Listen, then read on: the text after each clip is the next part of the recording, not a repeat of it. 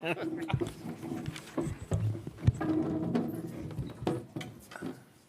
wow. Do I get to start? You are the one. Wonderful. Good afternoon, everyone. I am pleased to be here today with all of you and with Mayor Bill de Blasio and Comptroller Scott Stringer. My name is Denise Niebel, and I am a resident of the Breezy Point community located in southern Queens. Over the course of many generations, our community has enjoyed life along the Atlantic Ocean and Jamaica Bay, within an hour of everything New York City has to offer. We unfortunately also learned that Mother Nature can wipe it all away in an instant. As the East Coast and coastal communities around the country brace ourselves through hurricane season, we are approaching the 6th anniversary of Superstorm Sandy, a storm that changed the face of New York City and nearly wiped my community of Breezy Point off of the map. Raging fires and flooding completely destroyed more than 300 homes and left over 2,000 homes critically damaged. Using boats and anything at their disposal, local fire departments rescued many residents as that Atlantic Ocean met Jamaica Bay in brutal storm surges. In the matter of a few hours, Breezy Point lost what had taken close to a century to build. Our prayers today are with the communities in the Carolinas who are in the devastating path of Hurricane Florence.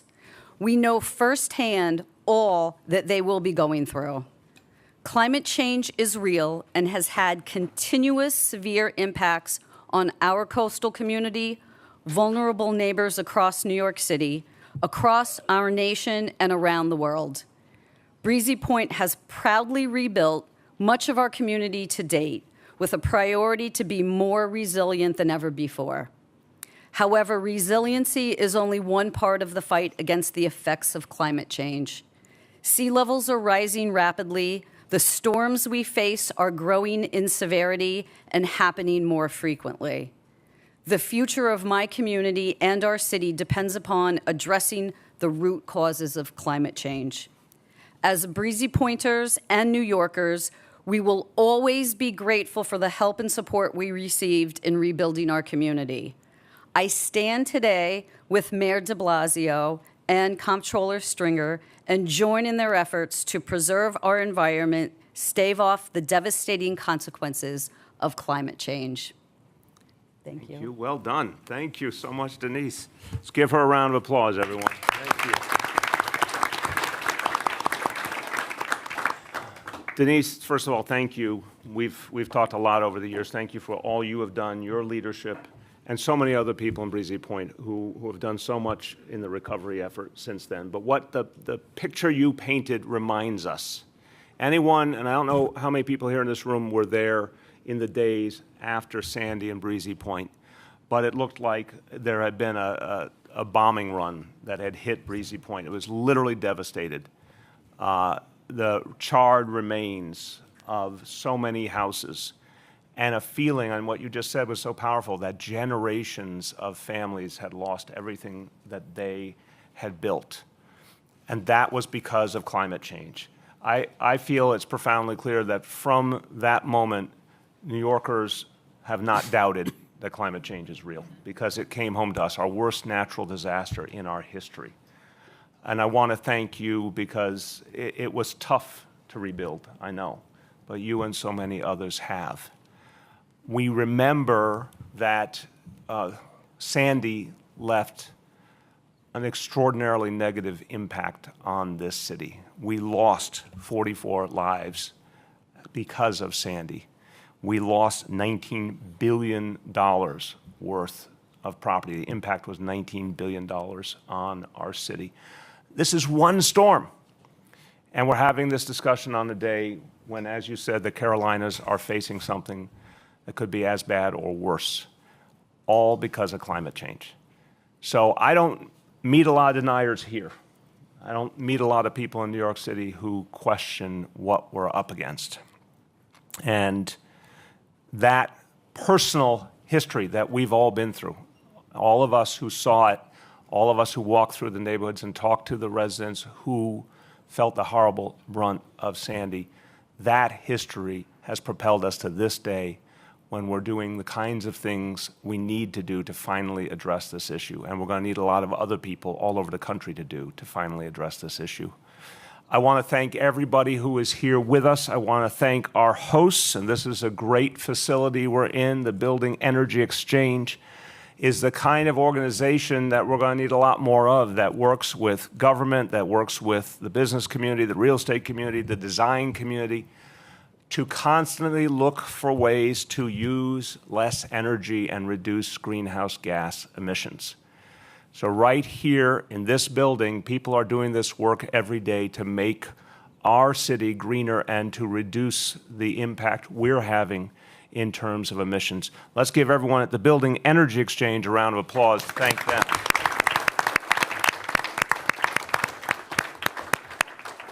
Want to thank the members of my administration. A lot of people have been working on this initiative, working closely with the Comptroller and his team, and I want to thank Comptroller, all of your staff who have worked so hard.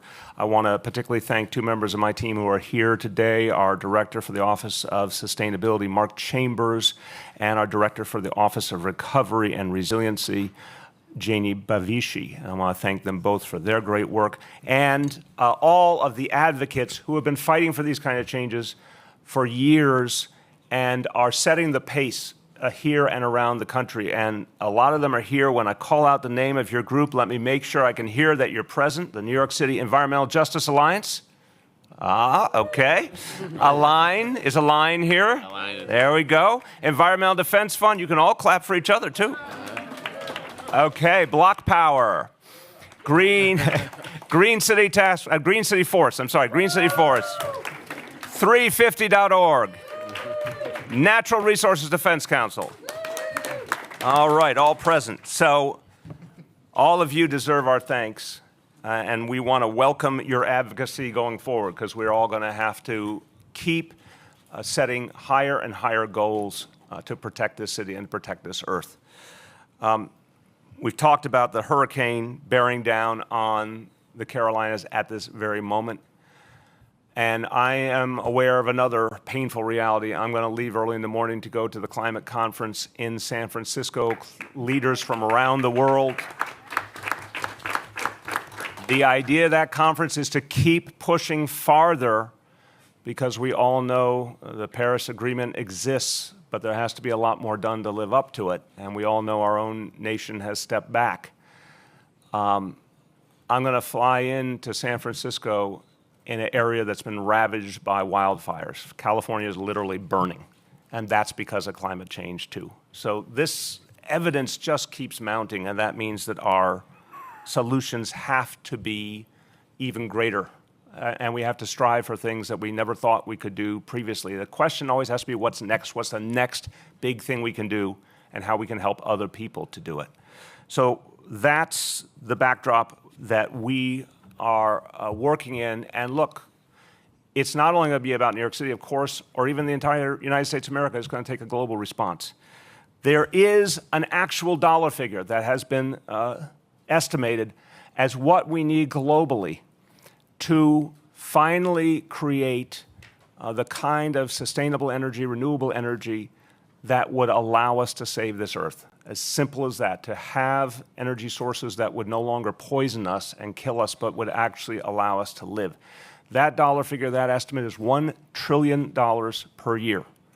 And that is something that will be needed over the course of the next few decades, all the way up to 2050, when we have the goal, all of us, of reducing emissions by 80%.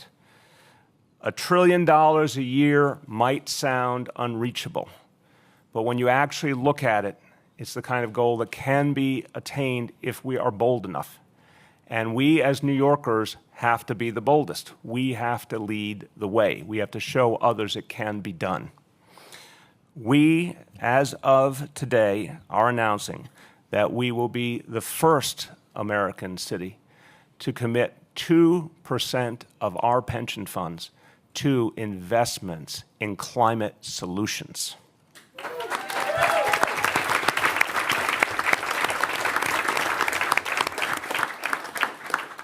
And lest anyone hear 2% and think that might seem like a small number, that means at current valuation, $4 billion.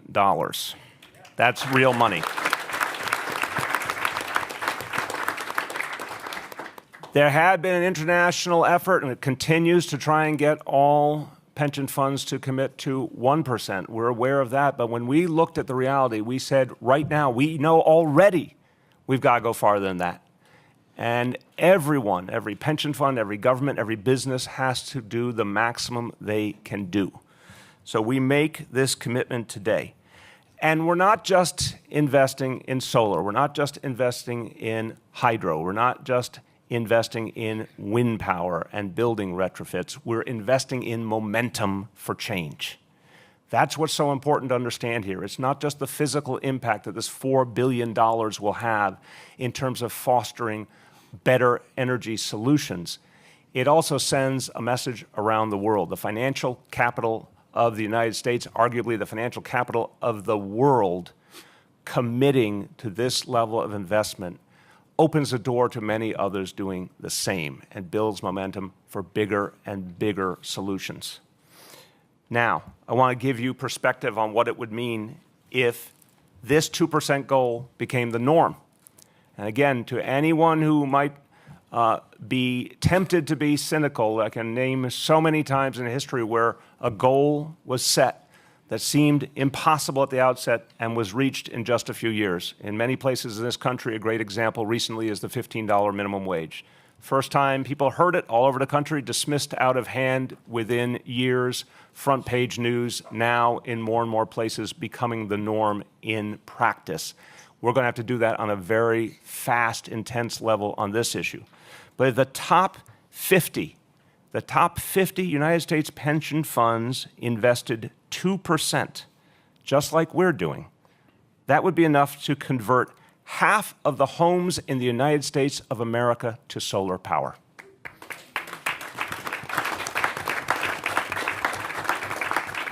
That's just the top 50 pension funds. If every major United States pension fund invested 2% in climate solutions, that would mean $200 billion. I told you the global goal is $1 trillion a year. Just the pension funds of this country could account for $200 billion in investment in climate solutions. That's why we have to create this intensity and this momentum right now. Just a couple other very quick points. And I'll defer to the expert, our comptroller, on this issue, but I'll only make a simple point. I want to talk about our obligation to protect our retirees and to protect their pensions. We know that these individuals who've done so much for our city, they're relying on all of us to ensure their retirement will be secure. And we have a duty to them to make sure we make the right investments. Here's my message about the history of investing in fossil fuels and the choice that we face today. Fossil fuels aren't just toxic for our planet, they are toxic for our portfolios as well. And I actually think we would be doing a disservice if we were investing billions of dollars in a dying industry.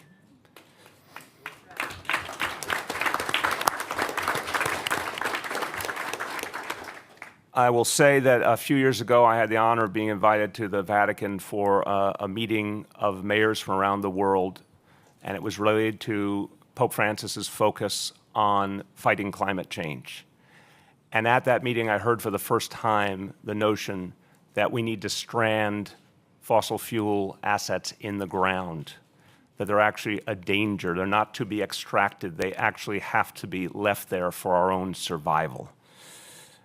We have to understand that it is by keeping the carbon in the ground that we and our future generations get to live. So we're going to keep asking every day what more we can do. This is a crucial, crucial step, and we're going to be looking for more and more as we continue on our mission of 80% reduction in emissions by 2050. Once upon a time, that also sounded like an outlandish goal. Now, all over the world, it's being accepted as a norm. That's why we know this pension goal can be accepted as well. Finally, want to say the fact is that even when the United States government pulled out of the Paris Accord, localities stepped up.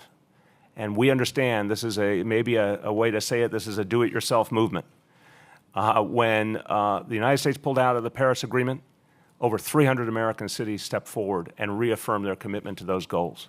Now pension funds can step forward and do more. As we saw on the question of divestment, and I thank the Comptroller again for his leadership there. Because of the leadership in New York City, London just came forward and agreed to divest their pension funds in fossil fuels. All of these pieces go together.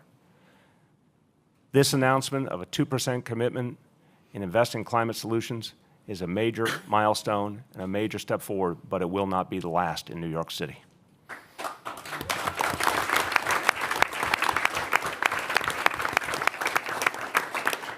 Very quickly in Spanish, hoy Nueva York se convierte en la primera ciudad grande del país que invierte 2% de nuestros activos en soluciones para el clima. El cambio climático es una crisis global y nuestra ciudad está respondiendo hoy y todos los días. Now I want to turn to the Comptroller. I want to tell you he is very smart, very careful, very meticulous when it comes to his responsibilities. And we've had this conversation many a time. I know how personally, how passionately he feels a responsibility to our retirees. I know that he's always looking at the big picture. I also know he knows the difference between a good investment and a deadly one. And he has been in the lead. This could not have happened without him. I want to be crystal clear. He's been in the lead, not only here, but around this nation as an investor in global solutions and climate solutions, and as someone who said, it's time for a change that will protect our Earth. Our Comptroller, Scott Stringer. Thank you.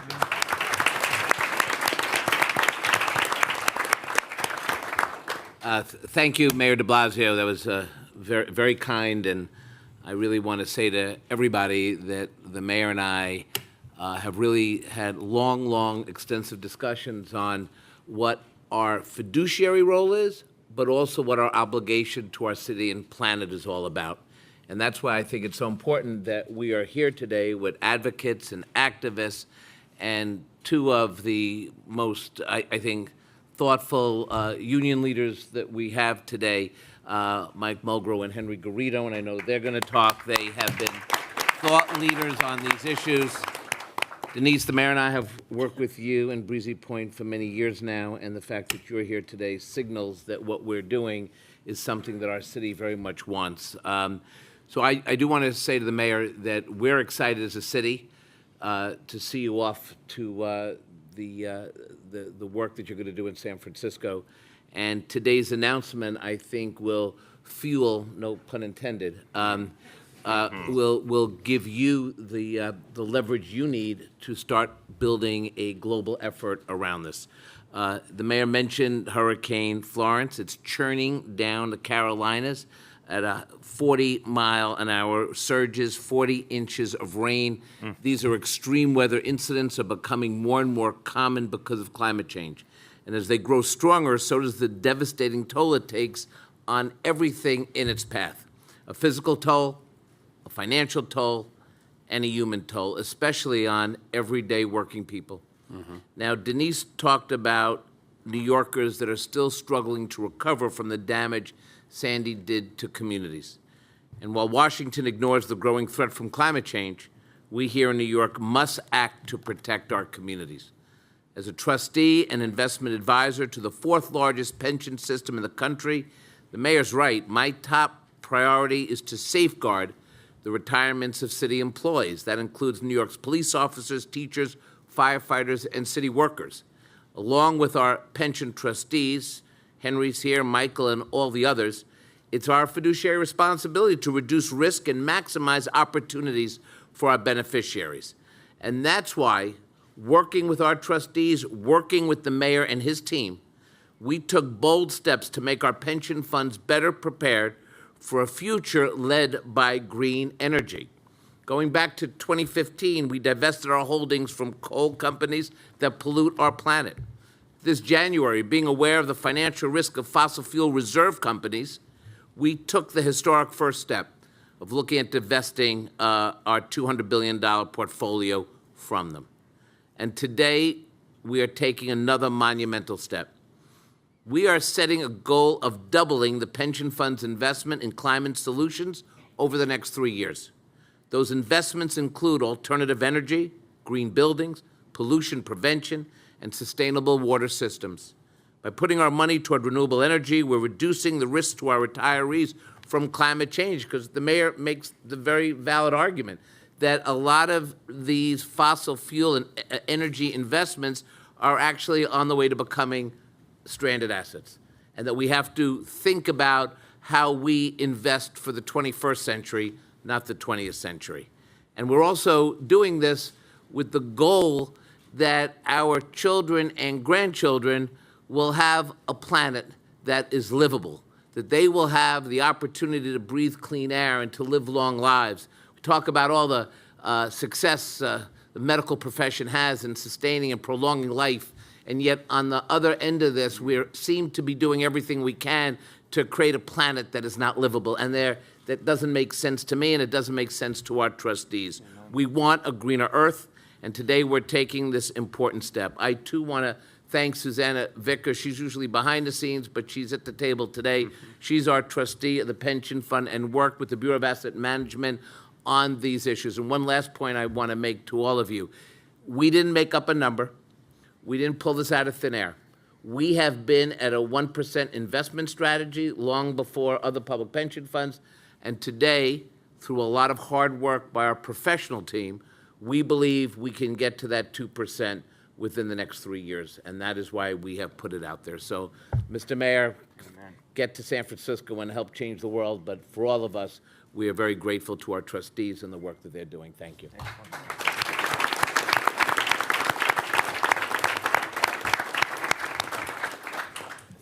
As I introduce our two colleagues from labor, I just want to say that, in some quarters there persists a notion of the labor movement as self-interested. I have to say both these leaders prove the opposite, and their unions prove the opposite, that they are socially conscious. They are actors on behalf of many people far beyond their membership. They are trying to think about the good of the city and the good of the country, and they put their money where their mouth is.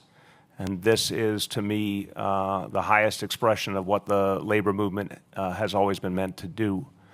Henry Garrido, as executive director of DC 37, and I've had this conversation with him over years, is keenly aware of our obligation to our retirees, and he is a very substantive guy who focuses on the numbers, but also understands that we have to think about our investments differently than ever before because we're facing a crisis. My pleasure to introduce Henry Garrido. Yeah, thank you. Thank you, Mr. Mayor, and thank you, Mr. Comptroller, and Michael, as a partner here on labor. This has been truly a partnership of everybody who's here on the table, the community advocates behind this. I'm here not only as a trustee of one of the city's largest pension system, the New York City retirement system, but also representing many of the workers who are responsible right now for retrofitting buildings in the School Construction Authority, the Department of Design and Construction, and many other city and state agencies.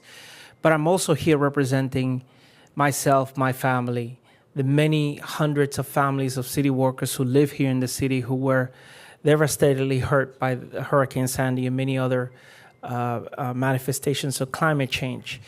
And I want to say that from the onset, there seems to be this undercurrent that a lot of the people who hear about us talking about climate solutions think this is some sort of leftist utopian view of the world, when in reality it's real. Climate change is not only real, but as trustees, we did the responsible analysis. We look at what a 1% global warming means, what a 2% global warming means, what it would mean to the investments, to the money that we're putting on there. And what we discovered was that it was not a good economic sounding investment as an asset class. And so we set out first to divest, obviously with the controller and the mayor and everybody who was involved in it. But divestment is not enough.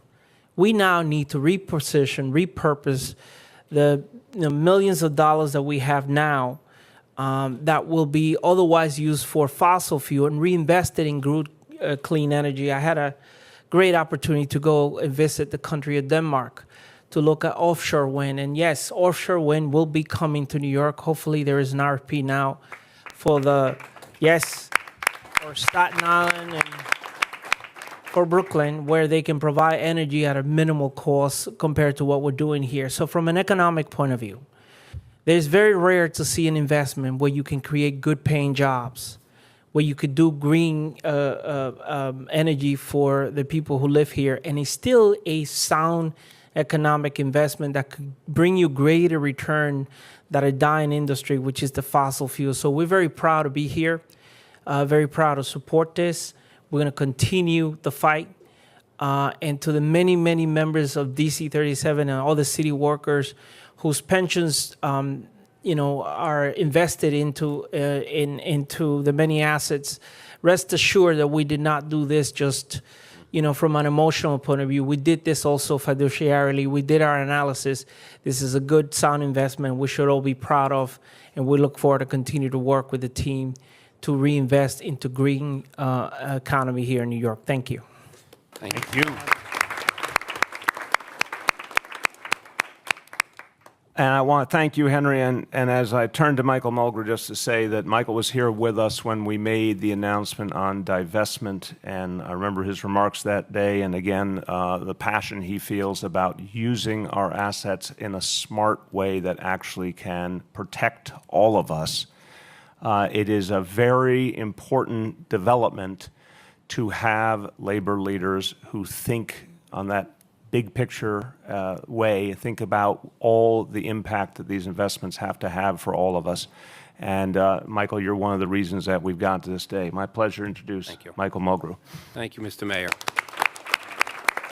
I want to thank the mayor for his leadership here, for the controller for having this vision at all times to say, how do we do things responsibly and be smart about it and take care of the things that we know are important to us, which are people's financial security in their retirement, to Henry for being a partner, but most importantly, to all the advocates here who constantly keep this debate out there. Because we have to be very honest, especially now. I can't even believe that I have to keep hearing arguments about is climate change for real. These people need to get back to school. Something went horribly wrong in their education. Let me be clear, all right? Either that, or they need an analyst, or they might need to go to confession because it's all about money. It is absolutely real. I will not debate it with anyone. It's just a waste of our time. But for what we're doing here in New York City, and I will speak for the teachers' retirement system, and I want to thank the trustees of that system. We have divested in many things over the years, and every time we do it, we get questions about, why would you do this? Are you putting a financial risk? We do this very smartly. We've proven it once again, over and over, every time we are challenged when we do these things where we say, it is our money. It is our money. And we have a responsibility to those who have paid into these funds. And we have proven over and over every time to do this in a responsible way. And we also, the folks whose money this is, which is all of the teachers of New York City, have also said to us, we want our money to be invested in things that we know will make our planet a better place. This is a huge concern for all of our members. So we now said we have a bad behavior. So we have divested from the bad behavior.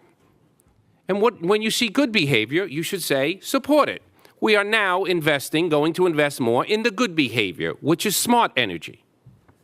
And we hope that the mayor is correct, which is why we are all here today. We hope that others will now see what we are doing here in New York City and join in.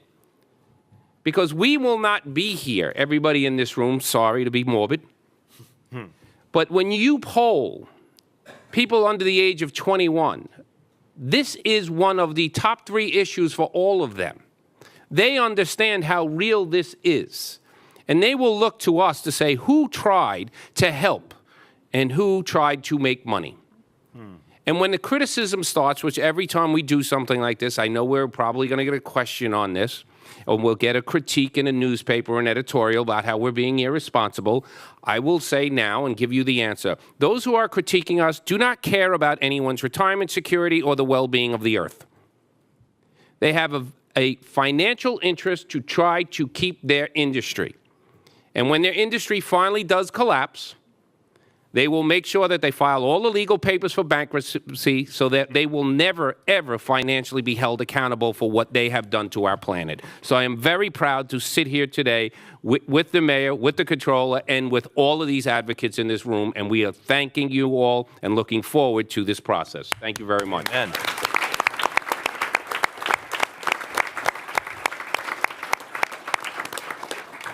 Michael, tell us how you really feel. Thank you very, very much for those passionate comments, right on the money. We are going to take questions first on this announcement, and I'm going to have something to say about Election Day, and of course we'll take questions on other topics as well. And as I mentioned, Mark Chambers and Janie Bavishi are here. They may have some of the questions I may ask for their help on. But let's turn to any questions on this announcement from the media. Any questions on this announcement? Yeah, so I just want to ask about next steps. So have all the boards that control the pension funds already voted on this, or what's happening next? We will bring our investment recommendations to the boards, and they, as they always do, will support us, critique us, and arrive at an investment strategy. This is we have already been able to allocate 1%. We think that, we're not simply doubling by asset class, but we're going to be participating in all the asset classes, and we think we have a roadmap forward. And so we will bring the investments, as we always do, to the boards. So is that like a request for information, or? No, we will, my job is to bring, or the Bureau of Asset Management, our job is to bring our investment strategies to the boards. And then we have a discussion with the trustees, as Michael made the point. We don't do this without our trustees. We believe we can get to 2% in 3 years. We will bring those strategies and those investments in the different asset classes. So, for example, we've had $2 billion already in the pipeline. We believe we can get to that other $2 billion within 3 years. But to your question, I just want to add, the comptroller is absolutely accurate in everything he's saying, and he is obviously the person responsible for this process and to make sure it all is handled properly.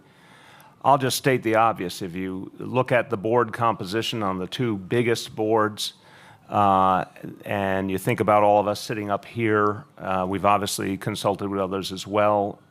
We feel very confident this is the direction we're going in. And just if I can also because I know you want some more specifics, we think we can customize some of the indexes for sustainability, for more sustainable investments. In the public fixed income area, we do think there are a lot of green bond investments, and the private markets in real estate in particular, we think there's a lot more investment in energy efficient buildings, investments in solar and wind. So we'll be bringing those to the board as well. Yes. Just wanted to check in on the divestment process. When you announced it, you said there were a couple initial steps. You needed to commission an analysis from the trustees. I'm wondering where that is, and also seek a legal opinion, whether divestment would be consistent with the fiduciary duties. Has any of that? Where are we? So let me give you a quick update. So we mentioned that we were going to issue an RFI, which is a request for interest. We've gotten back 20 responses. We've reviewed those 20 responses, and we've invited the proposers to address the trustees at the end of September. So we are on a very fast pace, accelerated pace, but I like where we are. We're going to begin to have discussions with the trustees, and I still think we're on schedule for an RFP to be issued later in the fall. So we're making headway in terms of what our legal obligation is. We think very clearly that this is part of our fiduciary responsibility. We are very concerned about a continued investment in fossil fuel industries. We don't think that is the best way necessarily to invest money. But here's the thing. We are going to experts. We're working with people who have real expertise in these areas, and we're doing everything from a fiduciary perspective, and we're making progress. We've already gotten, I think, some very interesting proposals. Obviously, we have to turn that into an RFP. These are proposals to do analysis, or what are these proposals? To bring to us, do you want to? Basically, they're responses for the request for information. And we asked certain questions in the RFI, and those were the responses that came from different experts in different areas that were informing us how to draft the RFP. One of the questions had to do with fiduciary duty, and we had a recognized fiduciary expert write a very lengthy response, and he's agreed to come in and brief the trustees at the end of September. So we'll be having that discussion as part of anything we do going forward. And so far, we are on the schedule we laid out when we announced the initiative. Okay, other questions? Yeah. I just wanted to ask, is there a similar process going on here? Does it require, I know you're already invested in $2 billion. Does it require a similar level of analysis? Well, I just want to start, as you go in, just on the big picture. We're on the 3-year time frame here to 2021. So just want to start, you're asking an erudite question, but I want to make sure that we don't lose the forest for the trees. We can do this in a 3-year time frame, we believe. Yes, using our current investment process. So the controller asked for the Bureau of Asset Management staff to do a very thorough analysis on pacing and asset allocation, how we could get to a goal. And it was understood that based on our current process, bringing recommendations to the trustees and within our current asset allocation and investment objectives and risk return profile, that these investments could be made using those already established criteria. Right. We've already modeled this. So the good news for us is we're really not we're not in uncharted waters. We have a basic understanding of where our investments are. We think there are some new investments and also some pre-existing investments that can get us to the 2% within 3 years. Please. I just want to make sure I'm understanding, because it seems to me like with both divestment and then the new investments we're talking about today, that these are still goals because the boards that control the funds have not yet actually voted to go forward with the proposals. Is that correct, that these are still targets? Investment. Well, we have outlined a process. Our goal has remained, the two goals are very clear. We have every intention of divesting from fossil fuel.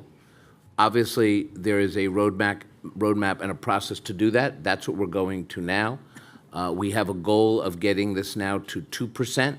We believe through our modeling, using our computer models and our pre-existing investments, we can get to the 2% in 3 years. That's why we calculated that we could add $2 billion, right? So we actually went out and looked at where we are with our existing asset allocation. So we don't have to go back to the trustees, we believe, and change the allocation. We believe we can add to it without radically changing it.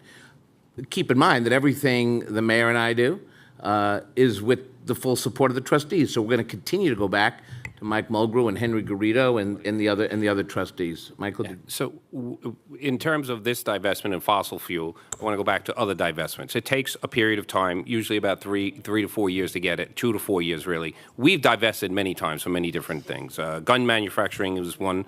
It's completely finished in our fund now. So we're completely out of gun manufacturing, any sort of ammunition. We made that decision. At the same time, we have $746 million invested in smart energy.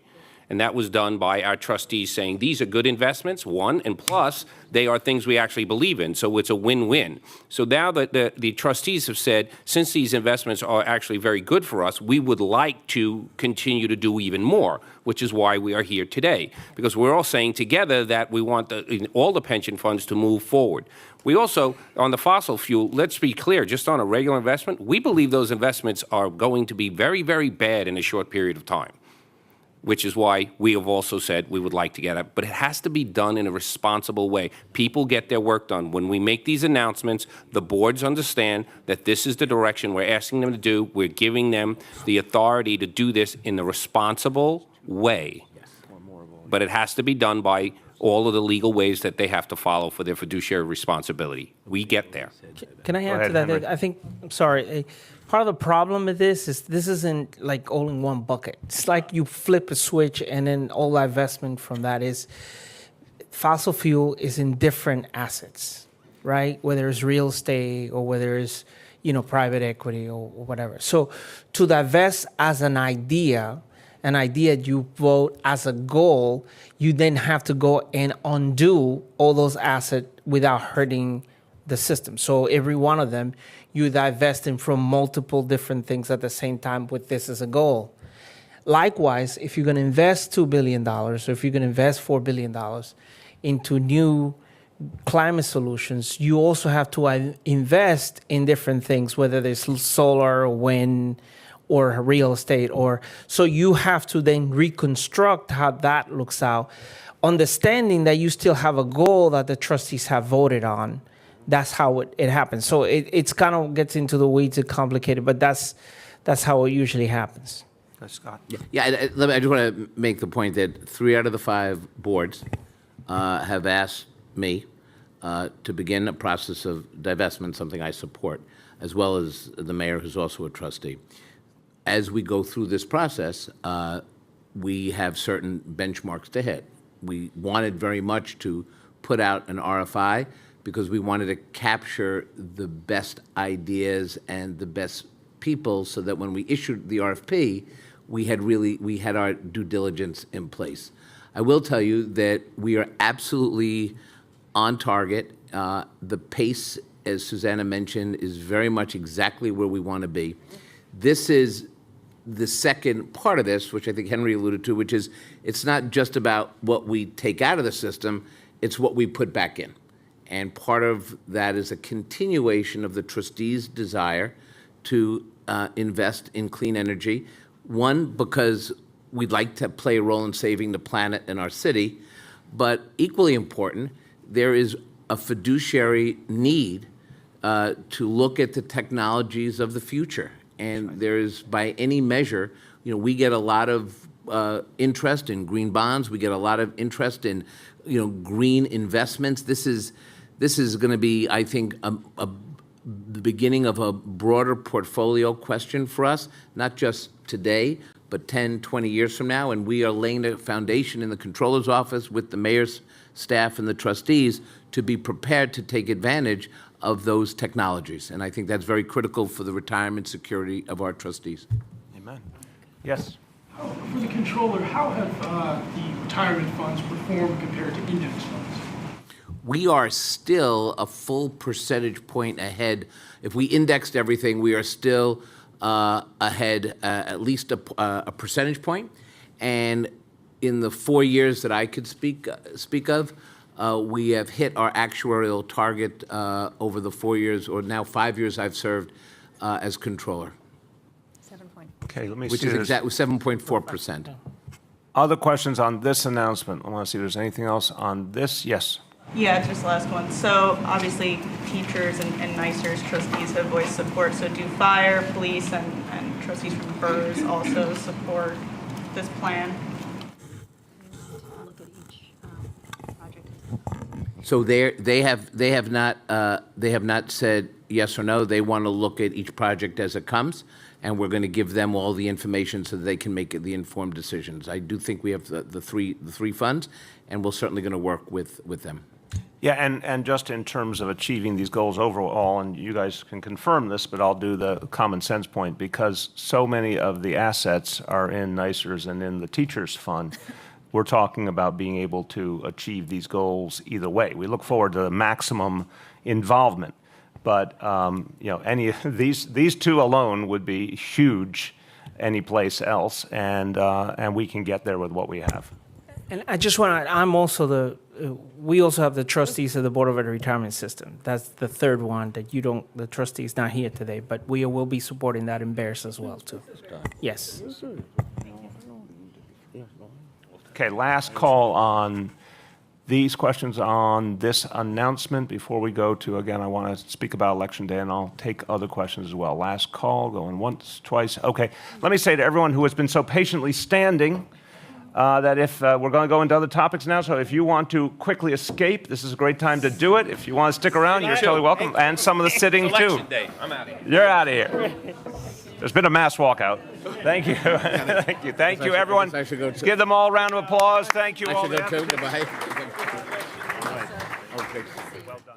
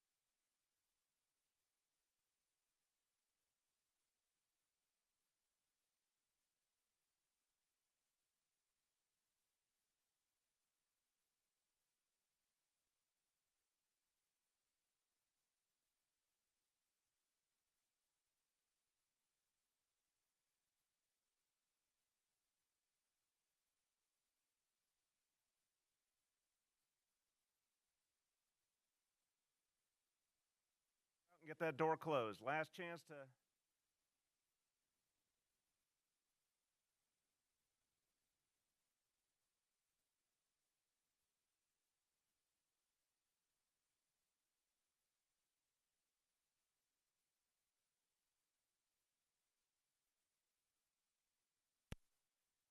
There we go. Okay, everybody, we're back.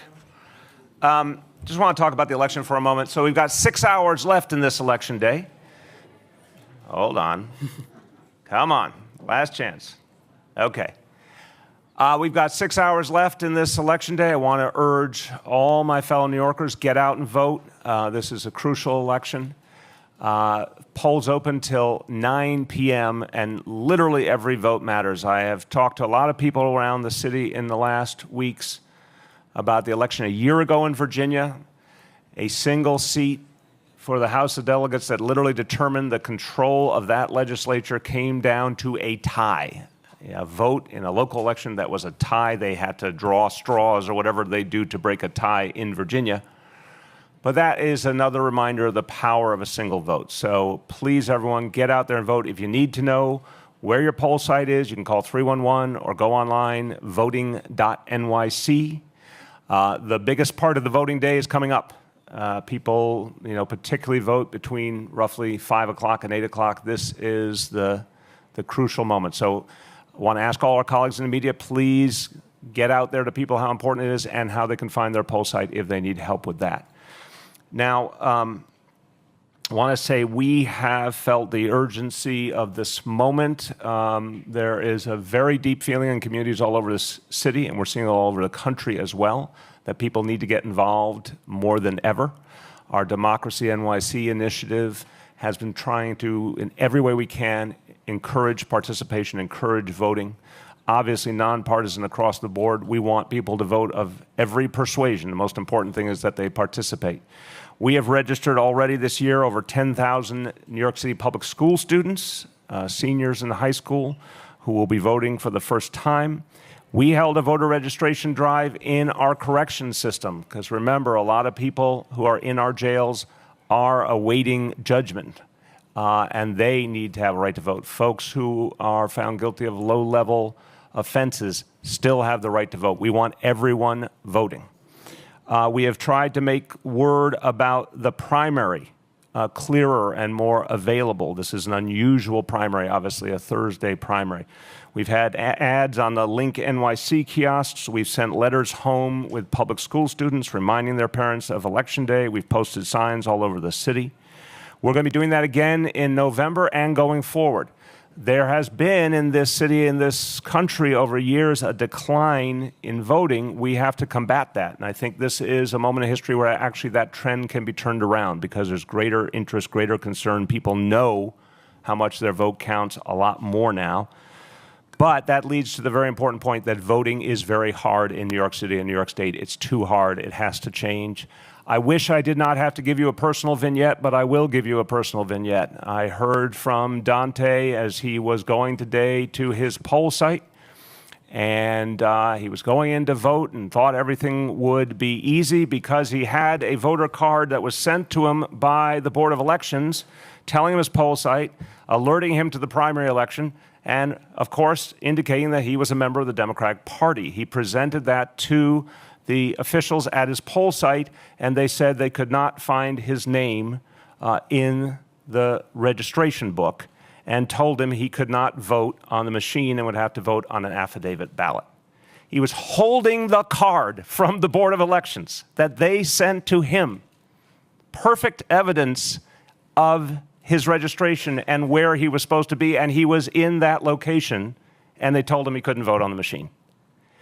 The system is broken. It cannot continue this way. It's corrosive to our democracy. I've seen it time and time again. I've been involved in New York City public life for over 25 years. It's the same problem over and over again with the Board of Elections. It's got to end. So we can fix it in part with just better election laws that allow people to register same day, that allow people to vote early, that make the polling books electronic, all sorts of basic reforms. We also have to finally recognize that the Board of Elections, as currently structured, cannot provide fair and effective elections. It just can't. And there is legislation in Albany that would professionalize the board and give the executive director the power to actually run it like a modern agency, not something from the 19th century. So I think a lot is about to change today in this state. I think a lot more is going to change in November. And we better make sure that the legislative session this spring, that once and for all we get reform of our voting system. Because I am so sick of people being told they can't vote when they've done everything right to be able to vote. We have to finally end that in this state.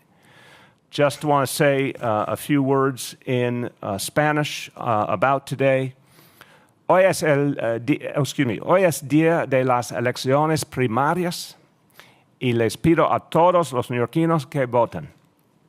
Los centros de votación están abiertos hasta las 9 de la noche. Su voto es importante y es su voz. Voten para que se oigan sus voces.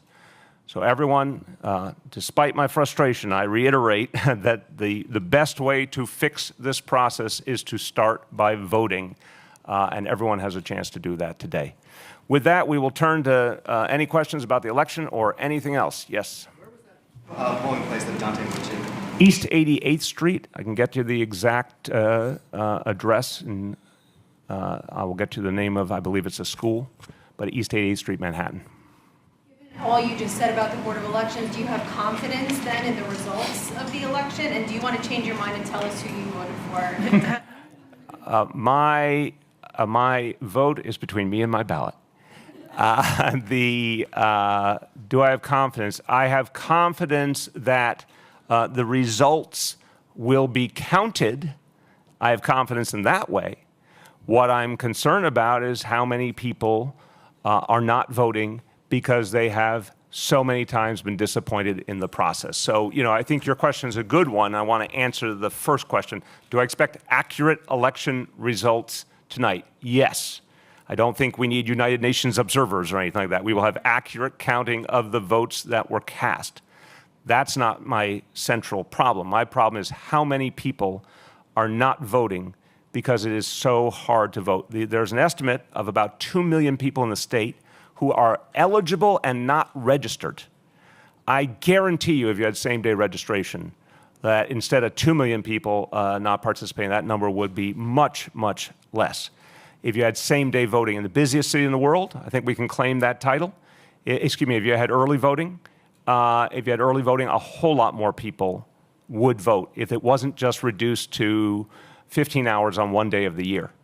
The whole process is meant to inhibit participation. Let's be clear. This is there's a reality over decades, and there is guilt on both the Republican Party and the Democratic Party that the Power brokers did not want to see an expanded electorate. They liked a smaller electorate that guaranteed their power. They do not want to see what it looks like to have more and more people voting, including more and more young people, more and more people of color, more and more people who are lower income. And that's shameful. In fact, other states all over the country, including very red states, have better election laws than New York State. Think of all sorts of places that do early voting. How on earth do we not have it here? So this is something that should no longer be acceptable in this state. Yes? How optimistic are you about those 3 swing seats that could give the Democrats a working majority? Are you saying the state Senate? Yes. I am optimistic. I mean, obviously today is about the primary, and I believe you will certainly see some of the seats held by members of the IDC switch hands to real Democrats. Everyone's trying to guess. I can't guess, but I am fairly certain that some of those seats are going to switch hands, and you're going to see, therefore, a strengthening of the Democratic delegation in Albany. But if the question is in November, will there be 2 or 3 pickups by the Democratic Party and therefore a clear Democratic majority in the state Senate? I believe yes. Yes. Mr. Mayor, I wanted to get your reaction to the arrest of the NYPD. Let me ask you if there's anything else on election, and I'll come right back to you on the election. Willie? If Tish James wins today and goes on to become Attorney General, you will have the responsibility as mayor to call a special election. The expectation is that lots and lots of people will run in that. People are yes. preparing. That is an accurate statement. I'd like you to talk about that, what that might look like. I mean, I haven't given it a whole lot of thought. We have to see what happens today, obviously. But I do think a lot of people would run for it. And of course, it would be a special election. So unfortunately, likely a lower turnout situation. But, I think it's something, whenever there's an unusual change in the electoral calendar, a whole lot of pent-up ambition comes out. I think that's a fact. See it as a stepping stone to running for mayor?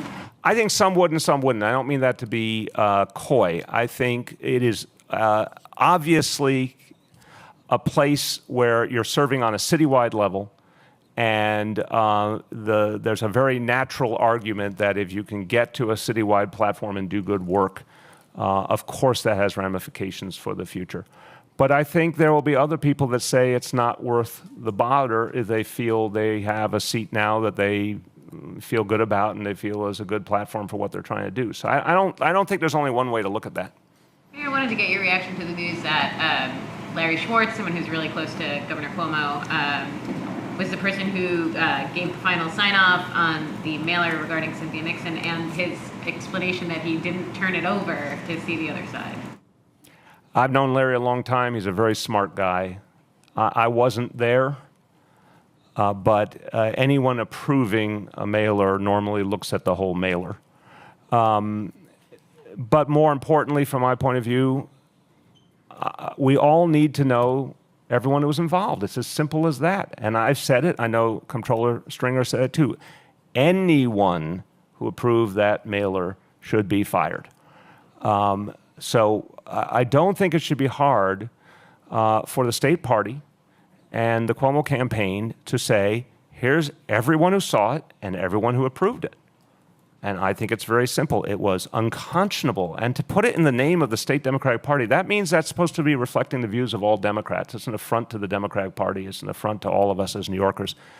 How hard is it? I can certainly tell you in any one of my campaigns, first of all, that would never would have happened, but if there was any mailer there was a concern about, I could show you very quickly every single human being who signed off on it. There's emails typically indicating that kind of thing. Just come forward with everyone who signed off, and those people should no longer be a part of this party's operation. Anything else on the election? Okay, other topics you were starting.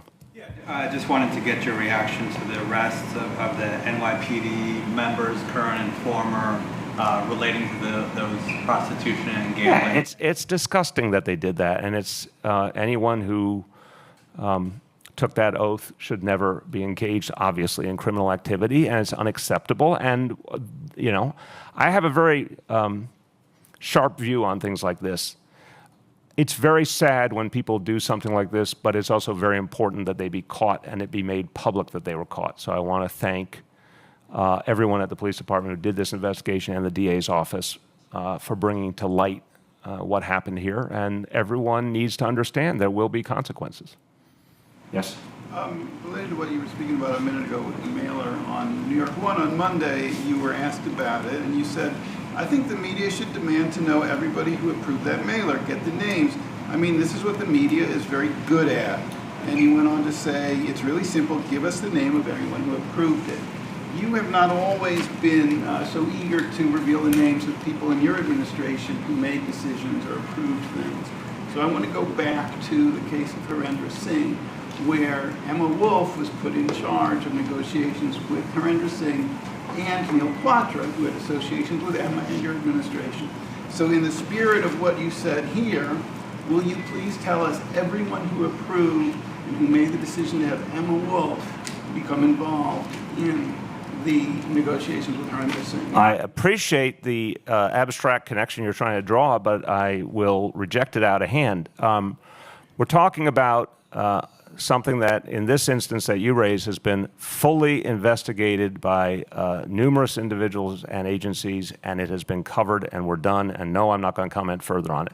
The matter at hand right now is about the party apparatus representing all Democrats in New York State having sent out a mailing that was religiously insensitive, inaccurate, inflammatory, right before Rosh Hashanah. This is an extraordinary and unprecedented act, and it's been done in the name of all Democrats. It must be addressed. I am simply saying, in this instance, since we know very, very clearly there's not been a full investigation, there should be a full investigation, but a way to answer our questions would be to give us the information on who approved it. It's a very straightforward equation from my point of view. Yes? My question is about the storm. Anything else that the city's going to be doing regarding the Carolinas, Virginia, Georgia, or any other resources we're going to be sending there and when? We have sent down an emergency response team. We got a request from those states, from the Carolinas and FEMA, to send down some of our first responders who are very highly trained in emergency response, some of the same kind of folks who went down to Puerto Rico to help out. That team has been dispatched. I believe it's 80 members, but we'll check that for you. They're already on the ground, the last I heard, in Carolinas. Anything additional, though? We'll do whatever's needed. I can say from the very last reports, there is no direct threat to New York City, thank God. We are ready to help everyone in the Carolinas and anyone who's threatened. We've done that. You know, we've done it. We did it in Houston. We did it in Puerto Rico. We will always do that. And people have done that for us in our hour of need. People came from all 50 states after 9/11. People came from all 50 states after Sandy to help us out, and we'll be there for them. But is there any plan right now where you guys have gotten together and said, okay, we've sent the 80, now let's put, these 90. That's coordinated by FEMA and by the states. So again, we respond to requests. We don't just send people, we respond to requests. And whatever is requested that we possibly can spare, we will provide.